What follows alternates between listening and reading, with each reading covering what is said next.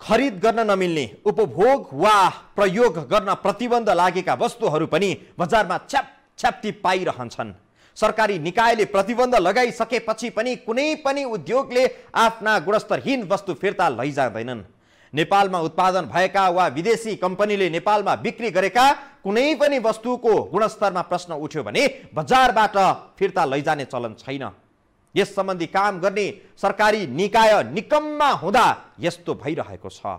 हाम्रो देशमा गुणस्तरहीन वस्तुको खुलेआम कारोबार हुँदा पनि सरकारवाला निकाय आँखा चिम्म गरेर बस्ने गरेको छ। भएका भनिएका कारबाहीमा पनि उपभोक्ता अधिकार कर्मीहरूले 10 थरी प्रश्न उठाइदिन्छन्। गुणस्तर तथा नापतोल विभागले बेला बेला विभिन्न उद्योगहरूलाई कारबाही गरेको सूचना सार्वजनिक गर्दै आएको छ। यस्ता सूचना सञ्चार माध्यम मार्फत सार्वजनिक नहुने हो भने कारबाही गर्ने विभाग र कारबाहीमा पर्ने उद्योग बाहेक अरूले थाहा पाउँदैनन्। विभागले कुन उद्योगलाई कारबाही गरेको हो, कुन उद्योगले कुन वस्तु गुणस्तरहीन उत्पादन गरिरहेको छ भन्ने सूचना आम उपभोक्ताले हमेसी थाहा नै पाउँदैनन्। सरकारी निकायले तौल कम भएको, गुणस्तर कम भएको प्रयोग गर्दा कुनै प्रकारको जोखिम हुने भनेर किटान गरेको वस्तु तथा उत्पादन बारे आम उपभोक्ता बेखबर नै हुने गर्छन्। जस्तो यस पटककै उदाहरण दिँदा पनि एभरेस्ट ग्यास उपभोक्ताले खरिद गर्ने कि नगर्ने, बजारमा पुगिसकेका एभरेस्ट ग्यास डिलरहरूले उद्योगलाई फिर्ता गर्ने कि नगर्ने यसबारे विभागको औपचारिक सूचना छैन।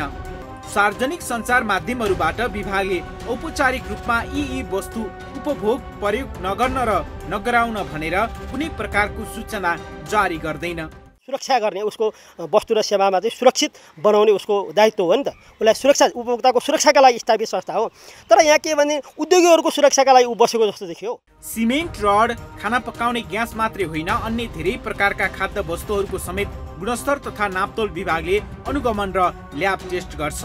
तर गुणस्तर तथा नापतोल विभागले यी वस्तु प्रयोग नगर्नु भनेको छ भन्ने जानकारी आम उपभोक्तालाई हुँदैन। यदि उपभोक्ता नै सचेत छैनन्, यसकारण थाहा पाउँदैनन् भन्ने ठाउँ पनि छैन।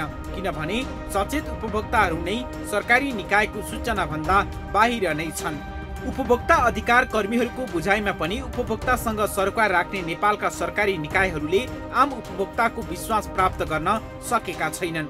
मोरङमा रहेको कमला रोलिङले उत्पादन गरेका फलामे डन्डीहरूमा बाङ्गिने गुण कम भएको र बङ्ग्याउन खोज्दा भाँचिने सम्भावना बढी भएका फलामे डन्डी अहिले पनि बजारमा छन्। होइन, हामी स्पष्टीकरण अक्सर 15 दिने म्याद, 7 दिने म्याद त्यो यसो तोकेर दिन्छौँ। त्यो बिचमा हामी उहाँहरूले स्पष्टीकरण दिएर हामीलाई चित्त बुझ्यो भने हामी फेरि कन्टिन्युटी गर्छौँ। त्यसमा हाम्रो प्रोसेस हो। फेरि हामी कन्टिन्युअली उहाँहरूको नमुना ल्याएर चेक गर्छौँ के भयो। त्यसपछि यो जति उहाँले यो लटमा जति प्रोडक्सन गर्नुभयो त्यो सबै बजारबाट पनि फिर्ता लिनुपर्छ।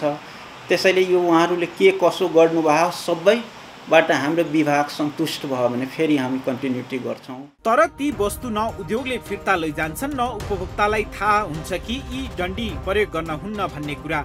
कमला रोलिङले उत्पादन गर्ने फलामे डन्डीहरू निर्बाध अहिले पनि बजारमा खरिद बिक्री भइरहेका छन्। सिमेन्ट, रड जस्ता निर्माण सामग्री बिक्री गर्नेहरूका अनुसार आजसम्म गुणस्तरहीन भनेर सिमेन्ट होस् या रड बजारबाट उद्योगले फिर्ता लगेको रेकर्ड नै छैन। एउटा उत्पादकले तपाईको के भने करोडौं रुपैयाँको उत्पादन गरेर बजारमा सामान लगिसकेका हुन्छ र त्यो सामान चाहिँ प्रयोग भइसकेका हुन्छ। त्यो रिकल पनि गर्दैन। वास्तव विभागले अहिले तिम्रो उत्पादन भएको सामानहरू कुन कुन बजारमा छ, कहाँ छ, रिकल गर भनेर रिकल गरेको देखिनु पर्छ नि त। त्यो देखिएको अवस्था देखिँदैन। यो तथ्यबाट के बुझ्नुपर्छ भने विभागले गर्ने कारबाही काम गरेको देखाउनका लागि मात्रै हो कि भन्ने जस्तो देखिन्छ।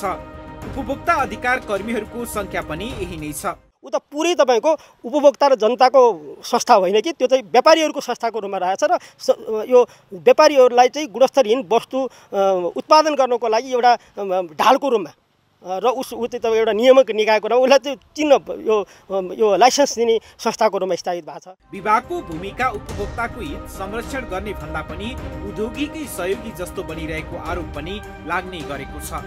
40 वर्ष अघि बनेका ऐन कानुन अनुसार जरिवाना हुनु अर्को दुर्भाग्यपूर्ण पक्ष बनेको छ। महँगीले आकाश छोइसकेको छ, तर गुणस्तरहीन वस्तु उत्पादन गर्ने अर्बौंमा खेल्ने उद्योगीका लागि जरिवाना चाहिँ 500 रुपियाँ तोकिन्छ। समय अनुकूल कानुन संशोधन नहुँदा गलत कार्य गर्नेहरू निरुत्साहित हुन सकेका छैनन्। 2037 सालमा बनेको कानुन हो। अहिलेसम्म त्यो कानुन चाहिँ संशोधन भएको अवस्था छैन र त्यो कानुनको आधार लिएर अहिले चाहिँ उद्योगीहरूलाई चाहिँ के भने एउटा जस्तोसुकै उत्पादन गुणस्तरहीन उत्पादन गरेर पनि उपभोक्तालाई ठग्ने र उनीहरू हाकाहाक रूपमा बरु कारबाही सहन तयार हुने र गुणस्तरहीन वस्तु चाहिँ उत्पादन गर्न नछोड्ने त्यो प्रवृत्ति उनीहरूका जाबी हो। विभागले केही ब्रान्ड स्थगन गर्ने, कसैलाई स्पष्टीकरण सुन्ने जस्ता कार्यहरू गर्दै आएको छ। यस्ता कार्यहरू पनि औपचारिकता पूरा गर्ने उद्देश्यले मात्रै प्रेरित भएको टिप्पणी भइरहेको छ। नेपालमा बाँच्ने भनेको आफ्नो भाग्यले हो, नठगिने भनेको आफ्नै बुद्धि र विवेकले हो। अन्यायमा परेर अदालत नै जानुभयो भने पनि न्याय पाउने मिति निश्चित छैन। केहीले त आफ्नो निधन पछि न्याय पाएका छन्। बाटोमा बनेका खाल्डामा परेर पनि मानिसहरूले नेपालमा ज्यान गुमाएका छन्। खाल्डो पुर्ने जिम्मा पाएकालाई यस्तोमा कुनै कारबाही हुँदैन। बिजुलीको तार असरल छाड्दा करेन्ट लागेर पनि मान्छे मर्छन्। यसमा पनि कसैलाई कारबाही हुन्न। किनेर लगेको खाद्य अन्न खाँदा तपाईँ बिरामी पर्नुभयो भने जरिवाना त्यस्तो वस्तु बेच्नेलाई होइन, किन्ने तपाईँलाई हुन्छ। किनभने बिरामी भएर अस्पताल जाँदा हुने खर्च तपाईँले नै बेहोर्नुपर्छ। पाइलामा तपाईँ हामी ठगिनु पर्ने अवस्था छ। तपाईँको ज्यान नै जोखिममा परिरहेको हुनसक्छ।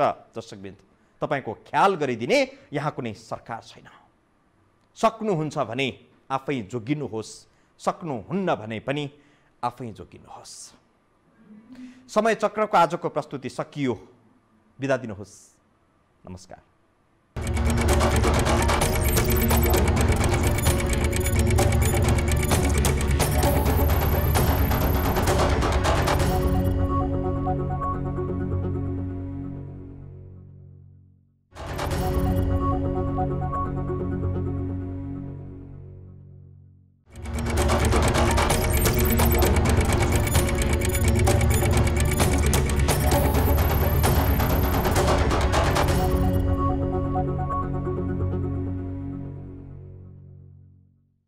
इमानदार, मेहनती र देशभक्तहरूलाई सम्मान गर्दै व्यतिथि, भ्रष्टाचार अनि अन्याय विरुद्ध हाम्रो निगरानी, यो हो टेलिभिजनको समय चक्रमा यहाँलाई हार्दिक स्वागत छ। दर्शकवृन्द, म विक्रम श्रेष्ठ।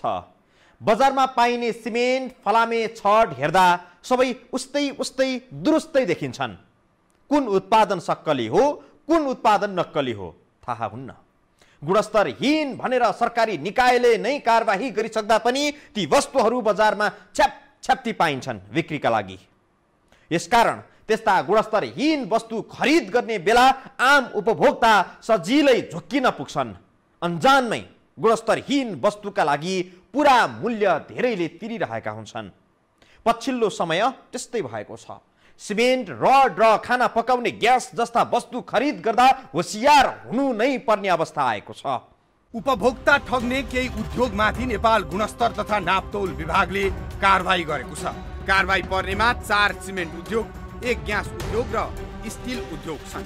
विभागले विभिन्न मिति र स्थानमा बजार अनुगमनका क्रममा ती उद्योगका उत्पादनमा कैफियत भेटिएको र सङ्कलित नमुनाहरू पनि नेपालको गुणस्तर अनुसार नपाइएपछि विभागले 1 सिमेन्टको त इजाजत पत्र नै रद्द गरिदिएको छ। वर्षामा रहेको श्री इन्टरनेसनल सिमेन्ट प्रणालीको ओपिसी उत्पादनको इजाजत पत्र रद्द गरिएको विभागले जानकारी दिएको छ। केही समय अघि विभागले श्री इन्टरनेसनलको इजाजत पत्र स्थगन गरेको थियो, तर पनि श्री इन्टरनेसनलले आफ्नो ओपिसी सिमेन्टको बिक्री निरन्तर गरि नै रहेको पाइएपछि नेपाल गुणस्तर प्रमाण चिन्ह नियावली 214 को नियम 16 अनुसार इजाजत पत्र रद्द गरिदिएको विभागले उल्लेख गरेको छ। यो कारबाहीपछि श्री इन्टरनेसनलको ओपिसी सिमेन्टको उत्पादन, बिक्री तथा कारोबार अब सधैँका लागि बन्द भएको छ। 4वटा सिमेन्टमा एउटा रिलायन्स सुपरटेक सिमेन्ट प्रणाली बाराको हामी पिएससी सिमेन्टको हामी इजाजत पत्र रद्द गरेका छौँ। अर्को इन्टरनेसनल सिमेन्ट प्रणाली पर्साको ओपिसी ब्रान्डमा उसको पनि इजाजत पत्र हामी रद्द गरेका छौँ। त्यसपछि अग्नि सिमेन्टमा पिपिसी र ओपिसीलाई हामी स्पष्टीकरण सोधेका छौँ। त्यसपछि सर्वोत्तम सिमेन्ट प्रणाली नवलपरासीको ओपिसीलाई पनि हामी स्पष्टीकरण सोधेका छौँ। यस्तै नियति बारामा रहेको श्री रिलायन्स सुपरटेक सिमेन्ट प्रणालीले पनि भोगेको छ। श्री रिलायन्स सुपरटेकको पिएससी को पनि इजाजत पत्र विभागले रद्द गरेको छ। यस्तो छ, यिनीहरूको पहिला पनि हामीले नेपाल गुणस्तर अनुसार पाइएन भनेर स्थगन गरेका थियौँ। स्थगन गरे पनि यिनीहरूको केही प्रोडक्टहरू स्थगन गरेपछि तिनीहरू बजारमा बेच्न पाउँदैन। तर तिनीहरूको प्रोडक्ट बजारमा देखियो। हामीले समय समयमा निरीक्षण अनुगमन बजारमा गरिरहेका हुन्छौँ एनएस को क्वालिटी मेन्टेन गर्नको लागि। त्यही दरमियानमा हामीले यिनीहरूको प्रोडक्ट बजारमा देखेपछि त्यसैको आधारमा हामीहरूले अहिले यिनीहरूको इजाजत पत्र रद्द हामी गरेका छौँ। गुणस्तरीय उत्पादन भन्दै श्री रिलायन्सले हल्ला खल्ला गर्दै आएको छ। तर यी उद्योगको पिएससी को उत्पादन इजाजत पत्र नै विभागले रद्द गरिदिएको छ। उपभोक्ता संरक्षण ऐनले त्योभन्दा तपाईँको बढी सजाय गरेर, तर उपभोक्ता संरक्षण ऐन चाहिँ प्रयोग भएको देखिँदैन। त त्यस्तो अवस्थामा उपभोक्ता संरक्षण ऐन पनि आकर्षित हुनुपर्छ। र अर्कोतर्फ चाहिँ मुलुकी ऐन ठगीको महल बहुमूल्यले करोडौँ रुपियाँ ठगिरहेका हुन्छन् उपभोक्ताबाट। त्यसको विरुद्धमा पनि ठगीको महल अन्तर्गत कारबाही अगाडि बढ्नुपर्ने ठाउँमा अहिले चाहिँ के गर्छ भनेदेखि एउटा उद्योगले त्यस्तो उत्पादन गुणस्तरीय वस्तु उत्पादन गर्यो भने उसलाई चाहिँ कम सजाय गर्ने र उसलाई उन्मुक्ति दिने बाटो चाहिँ सिर्जना गर्ने अवस्था देखिन्छ। यो सँगै अब रिलायन्सले पिएससी सिमेन्टको उत्पादन, बिक्री, वितरण वा कारोबार गर्न पाउने छैन। बजारमा भएका उसका उत्पादन पनि उद्योगमै फिर्ता गर्नुपर्नेछ। बजारमा कहीँ कतै पनि रिलायन्सको पिएससी सिमेन्ट भेटिएला उपभोक्ताले पनि खरिद गर्नु हुँदैन। सरकारी निकायले नै रिलायन्सको पिएससी सिमेन्टको इजाजत पत्र रद्द गरिदिइसकेपछि यो सिमेन्ट प्रयोग गर्नु भनेको आफ्नो भवन वा संरचना जोखिममा पार्नु हो। अहिले पनि बजारमा रिलायन्सको सिमेन्ट स्टकमा रहेको हुन सक्छ। उपभोक्ता जागरुक नहुने हो भने यस्तो सिमेन्ट विक्रेताले झुक्क्याएर बेच्न सक्छन्। उद्योगहरू गुणस्तर कमजोर बनाएका कारणले गर्दाखेरि अधिकांश उद्योगहरू कारबाहीमा परेको छ। कुनै न कुनै वर्ष कुनै न कुनै उसमा चाहिँ परेको छ। मैले 75-76 को मैले यो गुणस्तर तथा नापतोल विभागको तथ्याङ्क हेर्दाखेरि 67वटा ठुला उद्योगहरू नेपालमा नाम चलेका 67वटा उद्योगहरू कारबाहीमा परेका देखियो।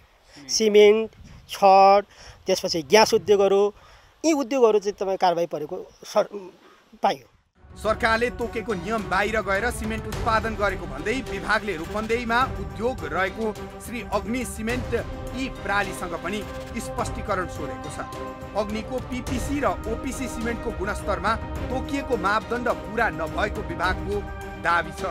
सर्वोत्तम सिमेन्टको ओपिसीमा पनि आइआर को मानमा फरक परेको भन्दै विभागले स्पष्टीकरण सोधेको छ। सिमेन्टमा हुने भए आइआर र तपाईँको एमजिओ को मात्रा चाहिँ कम बढी भयो भने र त्यस्तो प्रकारको अब तोकिएको परिणाम भएन भने त्यो त कमसल गुणस्तरबाट बन्ने भवन त कमसलै हुन्छ नि।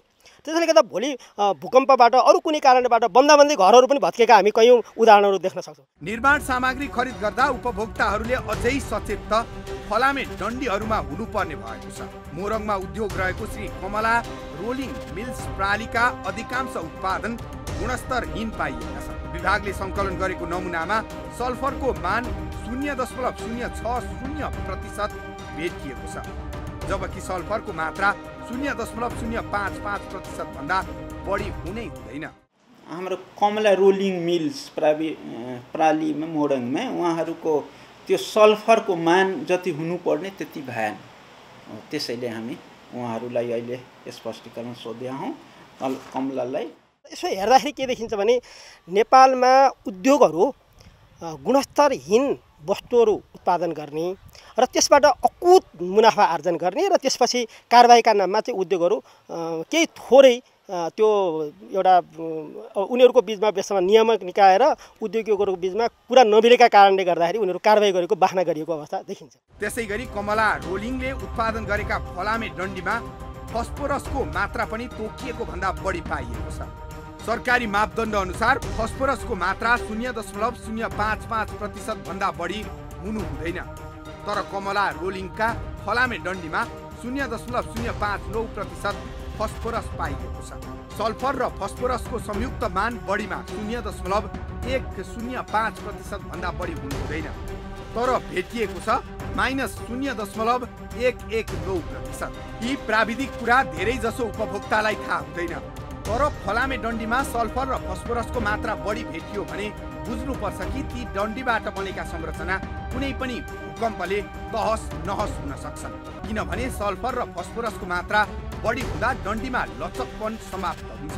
बङ्ग्याउँदा बङ्गिनुको सट्टा पेन्सिल झैँ भाँचिन पुग्छन्। भूकम्पको बेला भवन संरचनाको बनोटमा केही लचकपन आवश्यक हुन्छ, तर भाँचिने गुण भएका फलामे डन्डी लचकिनुको सट्टा भाँचिन पुग्छन् र लाखौं करोडौंको लगानी हेर्दा हेर्दै ध्वस्त हुन सक्छ। कमला होल्डिङले उत्पादन गरेको 500 T80 बार 10mm, 16mm, 16mm, 20mm र 25mm मा यस्तो गम्भीर समस्या देखिएपछि विभागले सो उद्योगलाई स्पष्टीकरण सोधेको छ। सरकारी निकायले कारबाही भएको एउटा सूचना सार्वजनिक गरिदिन्छ दर्शकवृन्द, त्यस्तो सूचना आम उपभोक्तासम्म पुग्दैनन्। नेपालमा सरकारी निकायमा सुधार नहुँदासम्म उपभोक्ता आफै जागरुक हुन जरुरी छ। कुन वस्तु खरिद गर्दा के कस्ता कुरामा ध्यान दिने भन्ने विषयमा आफै पनि सचेत हुने, कुन उत्पादनको साख कस्तो छ भन्ने विषय चनाखो भइरहने हो भने उपभोक्ता लुटेराहरूले तपाईँ हामीलाई सजिलै ढाँट छलकपट गर्न सक्दैन। यही प्रसङ्गको अझै डरलाग्दो अर्को सन्दर्भ सहित आउनेछौँ यो ब्रेकपछि।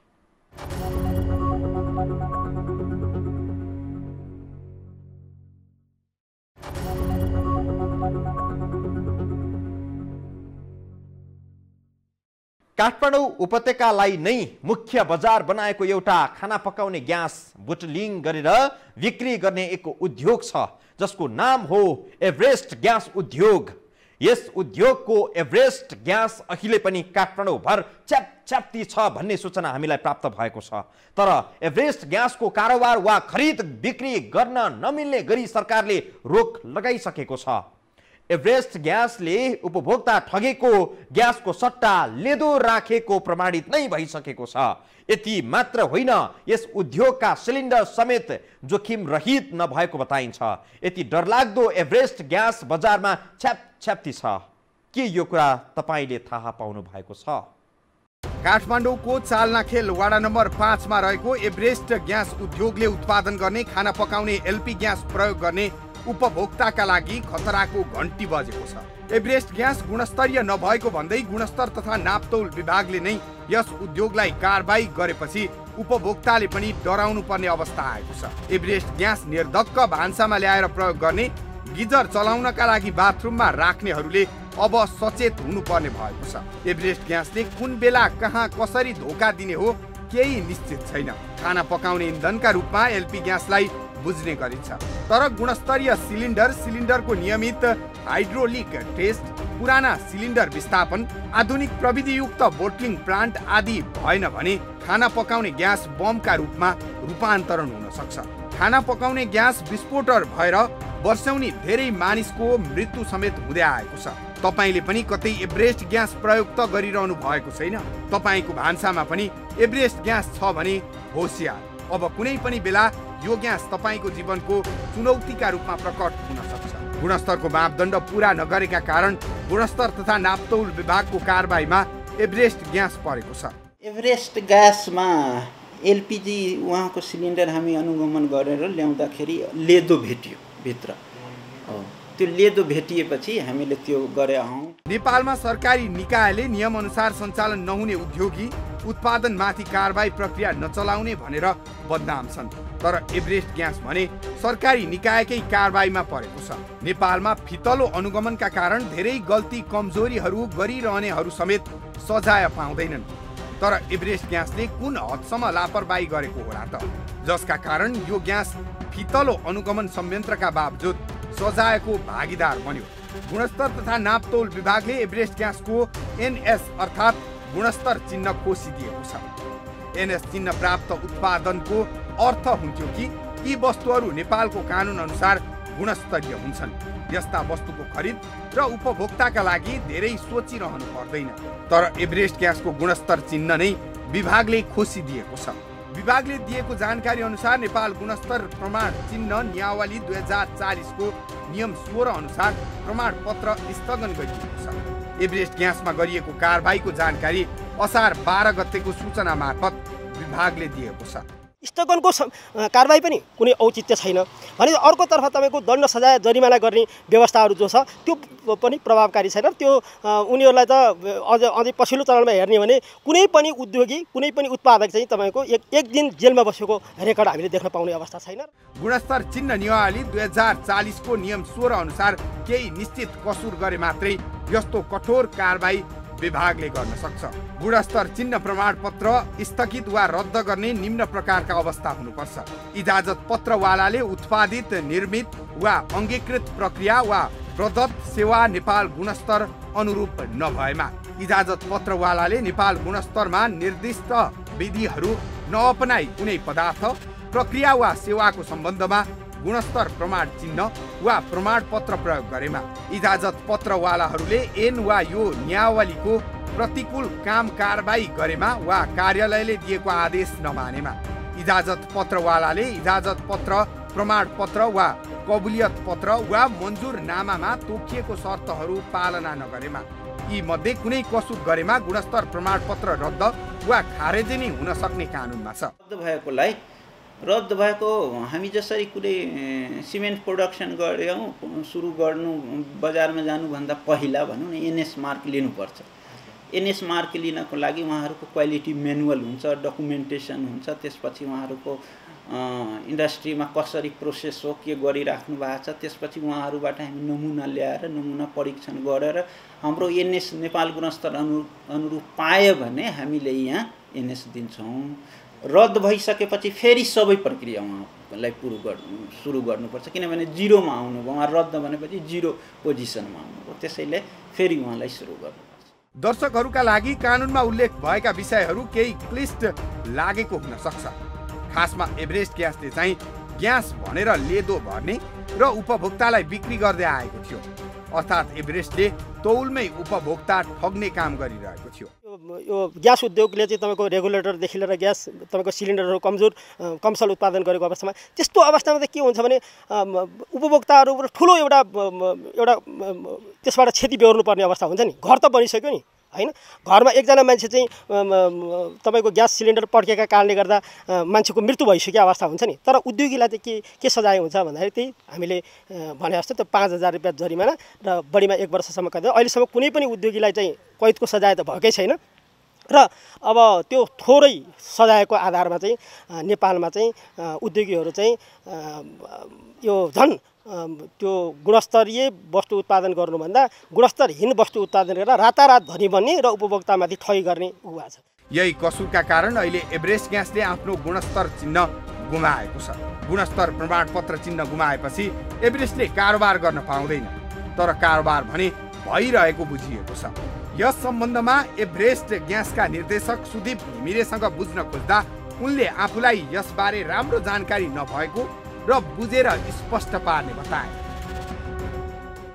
एभरेस्ट ग्यासले उपभोक्ता ठगेको प्रमाणित विषय हो। यो ग्यासको गुणस्तर प्रमाण चिन्ह नै सरकारले स्थगन गरिदिएको छ, अर्थात् यो नामबाट अब एभरेस्टले कारोबार गर्न पाउँदैन, उपभोक्ता ठग्न पाउँदैनन्। सरकारी दृष्टिबाट हेर्ने हो भने त एभरेस्ट ग्यास उपभोक्ता ठग नै हो। यो आरोप नेपाल गुणस्तर तथा नापतौल विभागले प्रमाणित गरेको छ। थप प्रसङ्ग सहित आउँछौँ यो ब्रेकपछि।